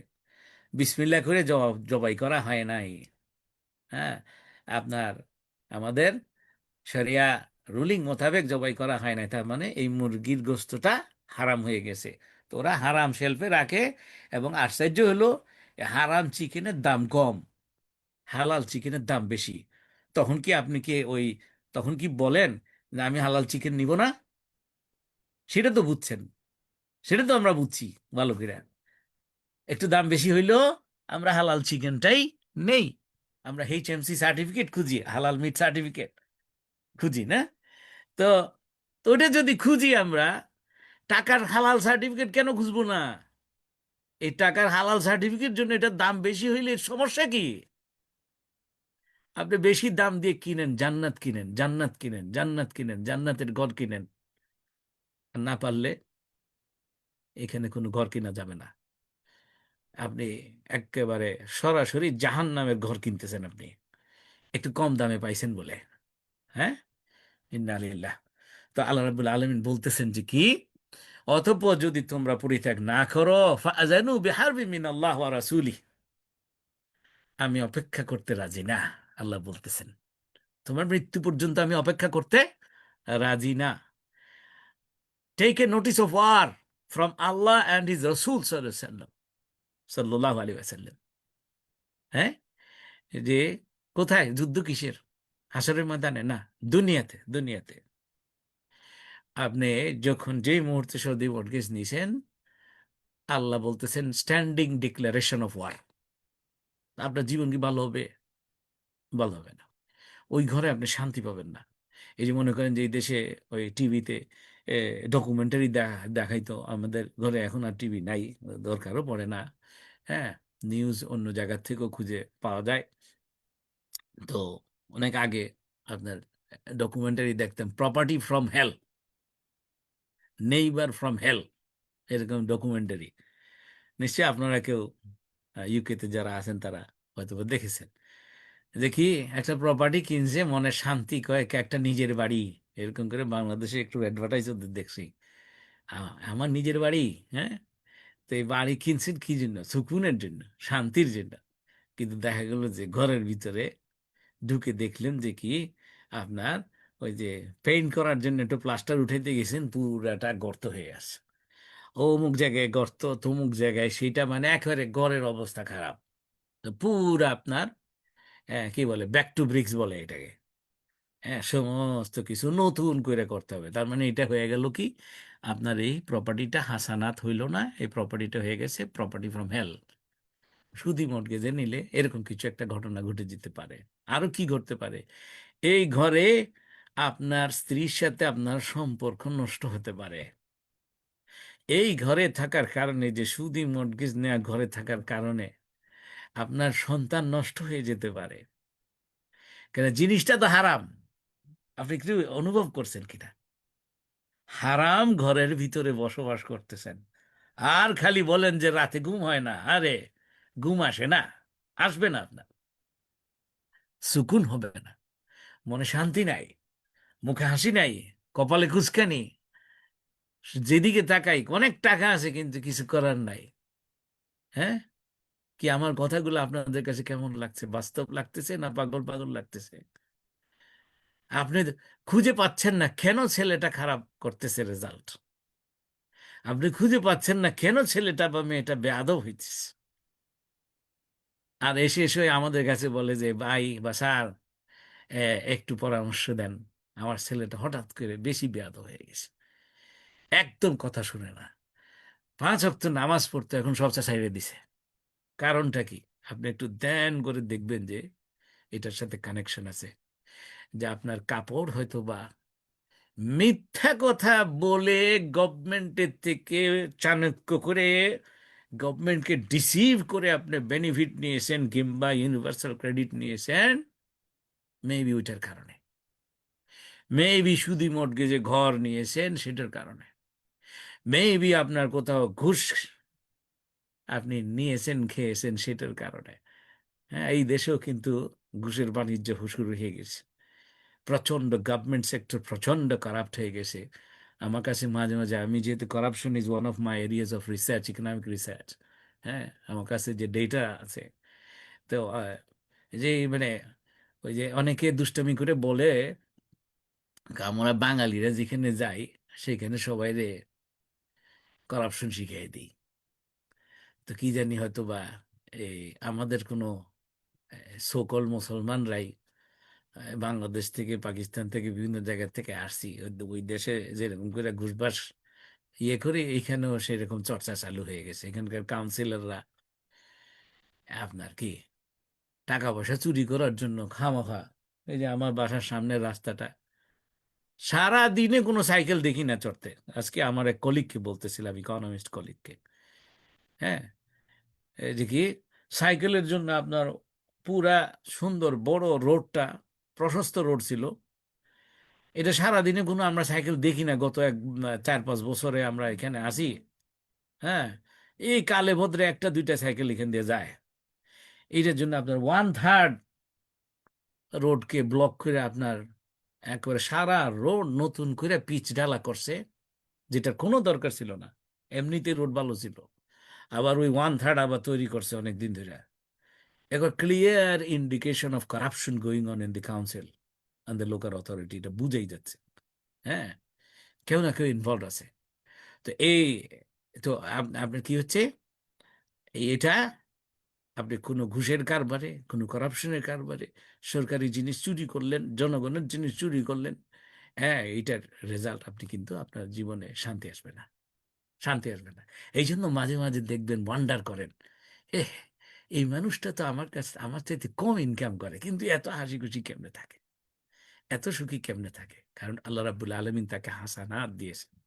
আতিনা ফিদ দুনিয়া হাসানা ওয়া ফিল আখিরাতি হাসানা। হাসানা ইজ ভেরি ইম্পর্টেন্ট। আল্লাহ রাব্বুল আলামিন হাসানা দিয়েছে তাকে, কেন সে হালালের উপরে থাকতেছে। আর আপনার থেকে আল্লাহ হাসানাত সরিয়ে নিয়েছে, যার কারণে আপনাকে লাইফ ইন দি হেল মনে হইতেছে। যেদিকে মানে, হ্যাঁ, কোনো শান্তি নাই কোনো। আপনি হয়তো বা ব্যাংক ব্যালেন্স আছে hundreds of thousands of pounds, হ্যাঁ, কিন্তু আপনার ঘরে শান্তি নাই, ঘরে শান্তি নাই, ঘুম আসে না। আল্লাহ যেন আমাদেরকে এটা থেকে মুক্ত রাখেন আর কি, ইনশাআল্লাহ। তো এখন তো বলছেন যে, কিন্তু যদি তোমরা তওবা করো, ওয়া ইন তুবতুম ফালাকুম রুউসু আমওয়ালিকুম লা তাজলিমুনা ওয়া লা তুজলামুন। আল্লাহ রাব্বুল আলামিন বলতেছেন যে, এরপরেও আমি আমি যে যুদ্ধ ঘোষণা করলাম এটা শুনেও যদি ভয় পাও, ভয় পেয়ে যদি এখন যদি তওবা করো, এতক্ষণ বলার পরেও, এতক্ষণ শোনার পরেও তুমি ছাড়ো নাই, কিন্তু এখন যখন আমি যুদ্ধ ঘোষণা করে দিলাম তোমার বিরুদ্ধে, এখন যদি ভয় পাও, এখন যদি তওবা করো, তওবার রাস্তা সারাক্ষণ খোলা, আল্লাহ বলতেছেন আর কি। হ্যাঁ, মৃত্যুর আগ মুহূর্ত যখন সাকারাতুল মাউত হবে, আপনার কি মালাকুল মাউত যখন আপনার বুকের উপরে বসে পড়বে, যখন জানটা কবজ করা শুরু করবে, সেটাকে তখন আপনার কি হবে, মৃত্যু যন্ত্রণা শুরু হবে। এই সাকারাতুল মাউত হওয়ার আগ মুহূর্ত পর্যন্ত তওবার রাস্তা খোলা, তওবার রাস্তা খোলা। মানে যে যখনই তোমার কি বুঝ এসে যায়, যখনই তোমার ভুল বুঝে ফেলো তুমি, যখনই তুমি আমার দিকে তাকাও, সাথে সাথে কি আল্লাহ বলতেছেন যে যদি তোমরা তওবা করো, তবে তোমরা নিজের মূলধন পেয়ে যাবা। অর্থাৎ কিনা সুদ ছাড়া মূলধন তুমি নিতে পারবা। হ্যাঁ, কি হচ্ছে, তোমরা কারো প্রতি অত্যাচার করো না, লা তাজলিমুনা ওয়ালা তুজলামুন, কেউ তোমাদের প্রতি অত্যাচার করবে না। অর্থাৎ কিনা আল্লাহ তোমাদের প্রতি অত্যাচার করবে না, তুমি অন্য কারণে যদি অত্যাচার না করো। তো এটা মানে সুদের ইনভলভমেন্ট মানে হচ্ছে আপনি আপনার অপোজিশন পার্টিকে আপনি অত্যাচার করতেছেন, জুলুম করতেছেন। এগুলো আমরা ব্যাখ্যা করবো আস্তে আস্তে করে, ইনশাল্লাহ, কি জুলুম, কেমনে জুলুম, হ্যাঁ, এ কি ক্ষতি, মানে এত কিছু বলার পরেও আমাদের টনক নড়ে না। এই জন্য আমার দুনিয়া বিক্ষতিগুলোর কথা আস্তে আস্তে করে আপনাদেরকে বলবো ইনশাআল্লাহ। তো এই যে অর্থাৎ কি না, এখানে আমি আজকে আলোচনা এখানে একটু থামতে চাই, কেন সামনে আমরা আলোচনা করব ইনশাআল্লাহ। আপনার এটা এই এই এই এই বিষয়ের মানে শুরুর যে কোরআন হাদিসের আলোচনা এখনো শেষ হয় নাই। হাদিস, কড়া হাদিস আছে। আপনি মনে করেন যে অনেকে বলতে চায় যে ইভেন এরকম বলে যে বর্তমান ব্যাংকের সুদগুলা আসলে এই রিবার মধ্যে পড়ে না। নাউজুবিল্লাহ। সবগুলা, সব রকমের, যত রকমের সুদ আছে সবগুলা হারাম করা হয়েছে। দেওয়া এবং নেওয়া দুই পক্ষেরই, সমস্ত রকমের সুদকে, সুদ দেওয়া, সুদ নেওয়া, সুদের কাজের সাক্ষী থাকা, সুদের কাজের চুক্তি লেখা, সমস্ত কিছু হারাম, সমস্ত কিছু হারাম। এগুলো নিয়ে আপনাদেরকে আমি কোরআনের আরো কিছু কথা বলবো, আয়াত কিছু আলোচনা করব, এবং রসুল সাল্লাল্লাহু আলাইহি ওয়াসাল্লামের করা হাদিসগুলো আপনাদেরকে ইনশাআল্লাহ শেয়ার করব আগামী সপ্তাহে। তো আজকে শুধু এই কথা বলে শেষ করি, সেটা হচ্ছে যে যত রকমের কবিরা গুনাহ আছে, সমস্ত ধরনের কবিরা গুনার জন্য আমার রব, আপনার রব আমাদের মৃত্যু পর্যন্ত অপেক্ষা করতে রাজি আছেন, হাসরের ময়দান পর্যন্ত অপেক্ষা করতে রাজি আছেন, একটি কবিরা গুনাহ ছাড়া। সেটার নাম হচ্ছে সুদ। সুদের ব্যাপারে আমাদের রব অপেক্ষা করতে রাজি নন। আপনি যেই মুহূর্তে সুদের ইনভলভ হয়েছেন, আপনি basically you received a declaration of war from আল্লাহ সুবহানাহু ওয়া তাআলা অ্যান্ড হিজ রাসূল সাল্লাল্লাহু আলাইহি ওয়াসাল্লাম। তো এই জন্য আমার ভাই বোনেরা, আপনি আমি জিনা করি না, খুবই ভালো, আলহামদুলিল্লাহ। আপনি আমি মদ খাই না, খুবই ভালো, আলহামদুলিল্লাহ। আপনি আমি জুয়া খেলি না, খুবই ভালো, আলহামদুলিল্লাহ। হ্যাঁ, আপনি আমি অপরাপর ঘুষ খাই না, হ্যাঁ, ঘুষ দেই না, হ্যাঁ, তো আলহামদুলিল্লাহ। কিন্তু এই সবগুলোর জন্য কি আল্লাহ রাব্বুল আলামিন কিন্তু দুনিয়াতে কিন্তু আপনাকে কি আহ, দুনিয়াতে উনি কোনো কিছু ঘোষণা বলেন নাই। একজন রে আপনি ওই যে কি বলে 1,000 যখন মেরে ফেলছে, কত জানি না, গত রেজিমের আহ, প্রধানমন্ত্রী, হ্যাঁ, কত হাজার মানুষকে মেরে ফেলছে। আমি মাঝে মাঝে চিন্তা করি উনিও তো আমার মতোই একটা মানুষ, তারেও তো আল্লাহ মাথা থেকে পা পর্যন্ত সেম পার্টসই দিছে না, এরপরও কেমনে করে হাজার হাজার মানুষকে মনে করেন যে মেরে ফেলছে। কিন্তু এটার বিচার আল্লাহ রাব্বুল আলামিন হাশরের ময়দানে করবে। কিন্তু সুদের ব্যাপারে বলতেছে যে না, একদম স্ট্যান্ডিং ঘোষণা যে যা তোমার বিরুদ্ধে আমার এবং আমার রাসূল সাল্লাল্লাহু আলাইহি ওয়াসাল্লামের যুদ্ধ। এই যুদ্ধ মানে হচ্ছে যে কোনো কিছু শান্তি, মানে বাংলাদেশে কি শান্তি হয়েছে? এই যে এখানে এসে আসতেছি আমি, আমি আবারও বলি, আমি অর্থনীতিবিদ, অর্থনীতিবিদ হিসেবে ওনাকে খুবই শ্রদ্ধা করি। কিন্তু এটার মানে এই না ওনার কারণে আমি আমার ইমান বিক্রি করে দিব। যে কি ডক্টর ইউনূস সাহেব সারা বাংলাদেশে সুদের সয়লাব করেছেন গ্রামীণ ব্যাংকের মাধ্যমে, এবং প্রচুর মানুষ সর্বশান্ত হয়ে গেছে। আপনার ঘটি বাটি বিক্রি করে আপনার ঢাকা শহরে, হ্যাঁ, পালায়া লুকিয়ে চলে আসছে। হ্যাঁ, ও একবার সুদি লোন নেয় তো আর এখান থেকে মুক্তি হইতে পারে না। তখন আরেকটার থেকে নেয়, তখন আরেকটার থেকে নেয়, এরকম 4, 5, 6টা আপনার সুদি লোন দাতা, মাইক্রো ফাইন্যান্স ইনস্টিটিউশন, এগুলো সবগুলো যখন তারে কি করতে থাকে, খুঁজতে থাকে, তখন সে কিচ্ছু করার নাই, তখন এসে ঢাকা শহরে আসে আপনার ওই যে একটা আরবান স্লাম বস্তিতে এসে ঘর নেয়। নিয়ে আমি নিজে কি বলে আরবানাইজেশনের উপরে বিগ সার্ভে আর্লি 90s মানে সরি মিড 90s আপনার ইনভলভ ছিলাম। তা আমি নিজস্ব আগ্রহ নিয়ে এই জিনিসগুলো দেখেছি যে কি আপনার এরা আসলে দেশের বাড়ি থেকে পালাই আসছে।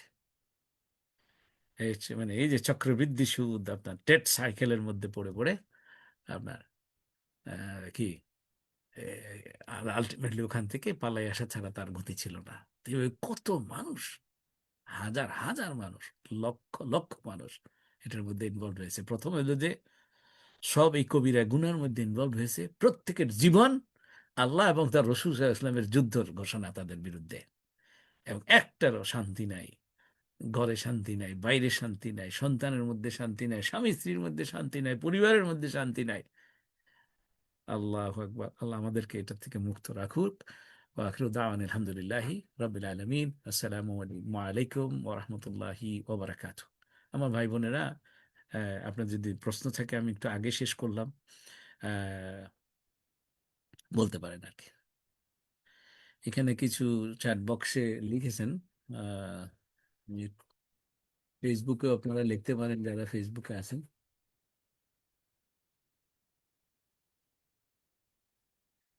আচ্ছা, তো সালাম আলাইকুম স্যার। ওয়ালাইকুম সালাম রহমতুল্লাহ, জি বলুন। উম, আমার বাংলাদেশের সারিয়া ভিত্তিক ব্যাংকের এফডিআর এর বিষয়ে আমার একটা প্রশ্ন। জি সেটা বলুন। হলো, বাংলাদেশের কিছু কিছু সারিয়া ভিত্তিক ব্যাংক চক্রবৃদ্ধি হারে প্রফিট দেয়, আবার কিছু কিছু ব্যাংক চক্রবৃদ্ধি হারে দেয় না, তারা বলে চক্রবৃদ্ধি হারে হলে সেটা নাকি সুদ হয়ে যায়। এই বিষয়ে আপনার ব্যাখ্যা একটু জানতে চাচ্ছিলাম। আচ্ছা, প্রথমত হলো যে এটা এই যে বাংলাদেশের তফসিলি ইসলামী ব্যাংক, তাই তো? জি, বাংলাদেশ ব্যাংক কর্তৃক মানে অনুমোদিত ব্যাংক, তাই তো? জি, জি, জি, এবং এই ব্যাংকের তারা ডিক্লেয়ার করেছে তারা হচ্ছে ইসলামী ব্যাংক, ঠিক জি, আছে? দুই জি, নম্বর পয়েন্ট। তিন নম্বর পয়েন্ট হচ্ছে যে আপনি খোঁজ করে জেনেছেন যে তাদের শরিয়া সুপারভাইজারি কাউন্সিল আছে, জি ঠিক আছে। আছে? আচ্ছা, তো এবং তাইলে বোঝা গেল যে এটা হলো প্রথম আপনার সেফটি নেট আমাদের জন্য, দেখেছেন? জি, আমরা যারা ক্লায়েন্ট, হুম, জি, আমাদের জন্য ডিপোজিটর বলেন যাই মানে, আচ্ছা। তো আমাদের জন্য এই তিনটা যদি ঠিক থাকে, জি, তাইলে মনে করলেন যে এটা আমার জন্য হালাল। উনি যদি কোনো হারাম কিছু করে থাকেনও, জি, খেয়াল করবেন। মনে করেন যে একটা মানে ওই যে চিকেনের কথা বলছি, যে জি, একজন মুসলমান কিংবা ইহুদি কিংবা খ্রিস্টান আহলে কিতাবের কেউ, জি, হুম, আপনার খ্রিস্টানদের ব্যাপারে একটু কনফিউশন আছে, কেন এরা রিয়েল ইনজিলের অনুসারী না। কিন্তু ইহুদিরা আবার খাবার দাবারের ব্যাপারে কোষার গোশত খায়, যেটা সেটা ওই আমাদের মতো জবাই করে আল্লাহর নামে। জি, তো এই বাট রুলিং হইল যে এই আহলে কিতাবের লোকেরা যদি আপনার তার দোকানের সামনে যদি হালাল এই ডিক্লারেশন করে দিয়ে দেয়, জি, আপনি ওই দোকান থেকে চিকেন যেটা নেবেন সেটা আমি কাস্টমার মানে ক্রেতা হিসেবে এটা আমার জন্য হালাল। আমার জি, আর দেখতে যাওয়ার দরকার নাই সে যেখানে তার নিজস্ব ঘরে যে স্লটার করে, জি, সে আসলে আল্লাহর নামে করে নাই, কিন্তু এখানে এসে মিথ্যা ডিক্লেয়ার করতেছে, বুঝছেন কিনা? জি, তো তার গুণা তার কাছে, আমার আর আমি যদি আমার ইয়ে ভেরিফিকেশন ঠিক থাকে, হ্যাঁ, জি, তো এখানেও তাই হইলো যে তিনটা বললাম। তো এখন শরিয়া সুপারভাইজারি কাউন্সিলে জেনারেলি বাংলাদেশে হইলে বাংলাদেশের বড় বড় আলেমরা থাকেন। জি, ওইখানেও যদি আলেমরাও যদি ওনাদের যদি কোনো দুর্বলতা করেন, যেমন জি, একটা ঘটনা ইয়ে করি, যে আমি এই জানুয়ারি মাসে একটা ইন্টারন্যাশনাল মানে ইসলামিক ফাইন্যান্স কনফারেন্সে আমাকে ইনভাইট করা হয়েছিল আপনার কিনোট স্পিকার হিসেবে। জি, ওখানে তখন তো আপনার মনসুর সাহেব গভর্নর ছিলেন, জি, হ্যাঁ। তো উনি খুবই ইন্টারেস্টিং একটা কথা, আমার কাছে আশ্চর্য লেগেছে। উনি বলছেন, যেহেতু গভর্নর সাহস করে বলে ফেলছেন, সেটা হলো যে ইসলামী ব্যাংকের এত লক্ষ কোটি টাকা বেনামে বেনামে এইভাবে করে নিয়ে গেল, হ্যাঁ, জি, বোর্ড অফ ডাইরেক্টরস তারা কি করলো?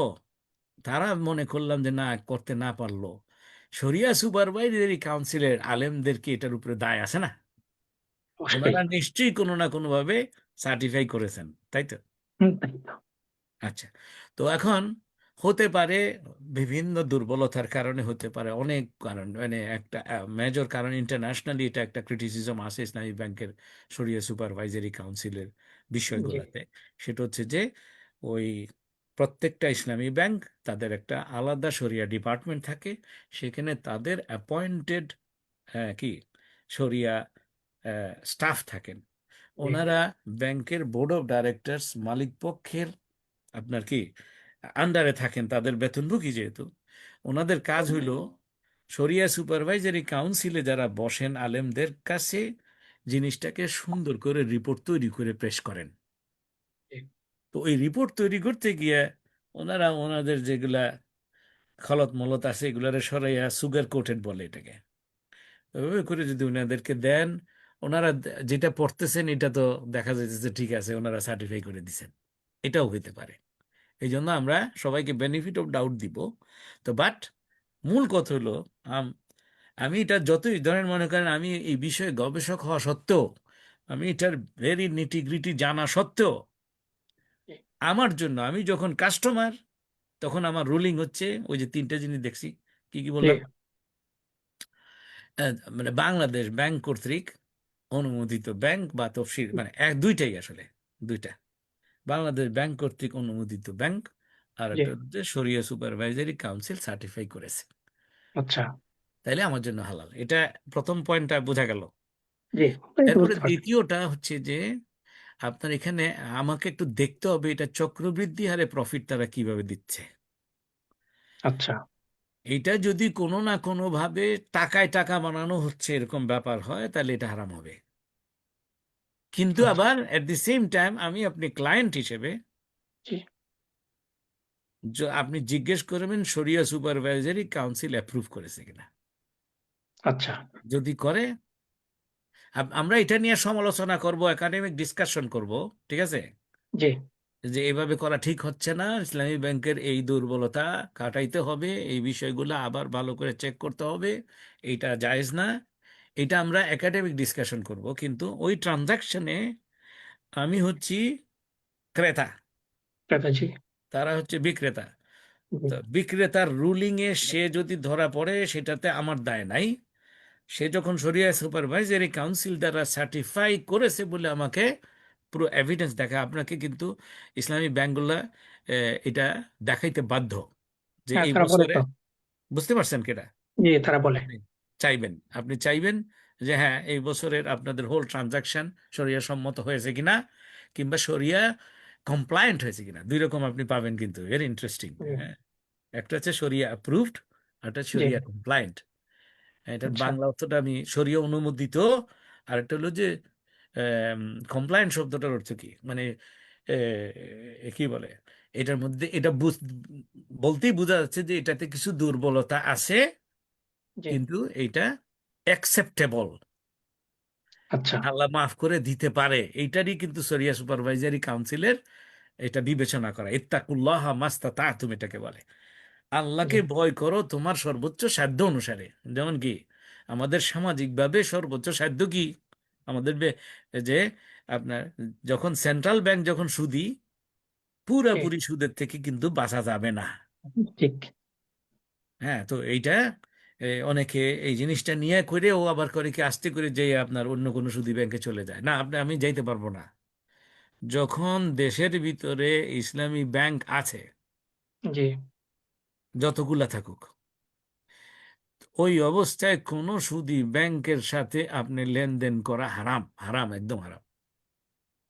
উত্তর জি, কিছুটা পাওয়া জি, গেছে? জি, জি, কিছুটা পাইছি। জি, ইনশাআল্লাহ। বাকিটা আমি ডিটেল না জানলে জি, বলতে পারবো না আর কি। বাট অ্যাটলিস্ট সেফটি ইয়ে হলে যে আমরা ক্লায়েন্ট হিসেবে আমাদের জন্য ঠিক আছে যদি শরিয়া সুপারভাইজারি কাউন্সিলের আপনার এই এপ্রুভ বছরের থাকে। ট্রানজাকশনের সার্টিফিকেটটা পেয়ে যান আর কি, ইনশাআল্লাহ। আচ্ছা, ওকে, ধন্যবাদ। জাজাকাল্লাহ। সালাম আলাইকুম। ওয়ালাইকুম আসসালাম। জি বোন ইভা, বলুন। আসসালামু আলাইকুম রহমতুল্লাহি ওয়াবারাকাতুহু স্যার। ওয়ালাইকুম আসসালাম রহমতুল্লাহ বরকাত। জি স্যার, আজকের টপিক থেকে বুঝতে পারছি এবং আগেও জানতাম যে এদেশে বাড়ি কেনা এগুলো তো সম্পূর্ণ হারাম সুদে। কিন্তু আমি যেটা জানি না সেই আমার প্রশ্নটা হচ্ছে, কাউন্সিলে যে বাড়ি অ্যাপ্লাই করে বা কাউন্সিল থেকে যে বাসা পায় ওগুলা কি জায়েজ আছে কিনা আমাদের শরীয়ত মোতাবেক? হ্যাঁ, কাউন্সিল থেকে যায় বাসা, যদি ওই যে রাইট টু বাই যেটা, ওটার কথাই তো বলছেন। মানে কাউন্সিলে যে বাসা অ্যাপ্লাই করার পরে যে 2-3 বছর পরে যে কাউন্সিল থেকে যে বাসা দেয়, হ্যাঁ, ওইটা আমি অত ডিটেল জানি না, ওগুলা কি আচ্ছা, ঠিক আছে কিনা? ওটাকে রাইট টু বাই বলে আর কি, যে আপনার একটা আচ্ছা, certain number of years council অথবা হাউজিং অ্যাসোসিয়েশনের একটা সার্টেন নাম্বার অফ ইয়ার্স, আগে তো 10 বছর বা 15 বছর এরকম থাকতে হতো, এখন মনে হয় ওটা শিথিল হয়েছে, কিন্তু আপনার বেনিফিটটা খুব বেশি হয় না। তো কাউন্সিল থেকে রাইট টু বাই আপনি বাড়ি কিনতে পারবেন, কোনো সমস্যা নাই, কিন্তু এইটা ইসলামিক কোনো মর্টগেজ পাওয়া যাবে না আর কি, আপনাকে ক্যাশে কিনতে হবে আর কি। তো ওরা কিছুটা ডিসকাউন্ট দেয়। তো তো এই তো ঠিক আছে, এটা তো জায়েজ আছে, সমস্যা নেই। জি, আর কথা হচ্ছে এখন তো লন্ডনে তো রেন্ট তো অনেক বেশি, অনেক বেশি। আমরা যারা রেন্টে থাকি আমাদের জন্য কোনো অপশন কি আছে নাকি আমরা রেন্টেই থাকার চেষ্টা করব যত কষ্টই হোক, আপনি তো যদি আমরা ইসলামিক হালাল ওয়েতে থাকতে মর্গেজ চাই? মানে কি বাড়ি কিনবেন না, আপনার বাড়ি ডিপেন্ড, কেনার ইন্টেনশন আমার নাই। তাহলে?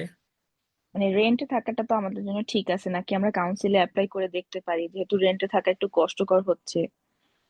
হ্যাঁ হ্যাঁ, মানে আপনি কাউন্সিলে তো অ্যাপ্লাই করতেই পারেন, তাতে জি। করে আপনার ওই যে কাউন্সিল হাউস বোধহয় রেন্ট একটু কম হয়, অথবা আপনার কিছু, আপনি যদি কোয়ালিফাই করেন আপনি বেনিফিট তো নিতেই পারেন।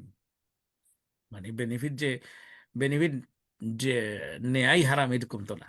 ব্যাপারটা হচ্ছে যে এই মানে এই দেশের যে সিস্টেমটা, ওয়েলফেয়ার সিস্টেম, এটা কিন্তু মানে ওই ওমর রাদিয়াল্লাহু আনহু স্টার্ট করছিল। হ্যাঁ, জি। এখন এটা নিয়ে ফেলছে ওরা, আর আমাদের দেশগুলো তো নেয় না। তো এখন সেটা হচ্ছে যে আপনি যদি রিয়েলি এলিজিবল হন হুম হুম। বেনিফিট নেওয়ার, আপনি হুম হুম। বেনিফিট নেবেন। আপনি জি। ইউ নো, আলহাম- বুঝছেন কি? আলহামদুলিল্লাহ, জি, I got my answer sir. জি, আচ্ছা, জাজাকাল্লাহ খায়ের। বারাকাল্লাহ ফিক। জি, কে লিখছেন? কোনো সাউন্ড নাই। আপনারা কি আমার কথা তো শুনতে পাচ্ছেন না? জি, আহ, শুনতে পাচ্ছি, ক্লিয়ার আচ্ছা আছে। আচ্ছা, ফেরদৌসী সেলিম বোন লিখলেন নো সাউন্ড। আপনি কি এখন শুনতে পাচ্ছেন? তাহলে তো এতক্ষণ সবাই তো শুনেছে বোধহয়। আচ্ছা, আব্দুল্লাহ আল ইমরান ভাই লিখেছেন অতি বাস্তব কথা, জাজাকাল্লাহ খায়রান, বারাকাল্লাহ ফিকুম। আপনারা কেউ কেউ সালাম দিয়েছেন, ওয়ালাইকুম সালাম।